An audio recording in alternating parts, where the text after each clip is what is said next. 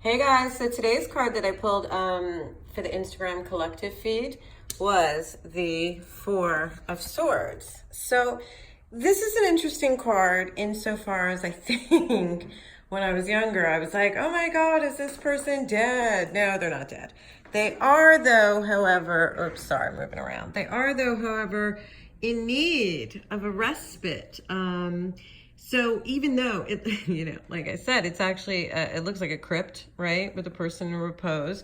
So it makes sense that it looks like it's, to me when I was younger, that I thought they were dead. But really, what this card is about is swords are mind, air, right? So it's kind of needing an emotional, mental timeout from all the things that are going up in that right-hand corner or left-hand corner on the card. You can see though, the person isn't dead. They've still got this life going on. It's just that they're taking a break to think about it. So in terms of, like work and things like that, it just might mean things are kind of whatever they are at the moment. Sorry for the cat hair. Things might be sort of status quo and you're just taking some time to look over all the details. In relationships, it gets a little trickier because this to me is kind of the card of an aloof partner. So if you're in a long-term marriage, then it's not, or long-term partnership, it's not really a problem. You understand the needs of your partner, and sometimes they just need a little space, right? But if you're dating someone, this can be a little tricky because you've got to say, okay, is this just a person taking a time out right now? Or is this how they are? Are they someone who is emotionally disconnected? Because this can signal a healthy emotional disconnection when we need it.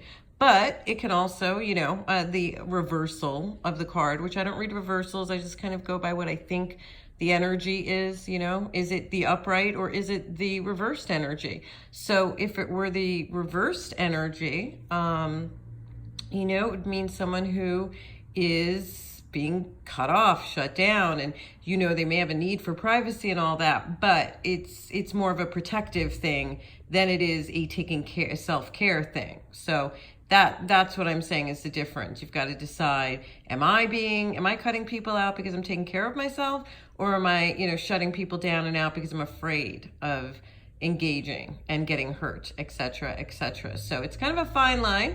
People have to decide for themselves. That's why I like to do big spreads where there are other cards around this card. For example, if this card was surrounded by, let's say, a ton of super happy cup cards, then I know that it's just, a bit of a break and no problem. But what if it was surrounded by a lot of really sad cup cards or, or harsh sword cards? Then, we'd have to talk more about what was going on in the dynamic. But I would say if you're dealing with a partner who's a little emotionally cut off, you just have to go, okay, is this something I could deal with? They get emotionally cut off every so often. It's not a problem. I let them work it out. They come back to me and they're more whole.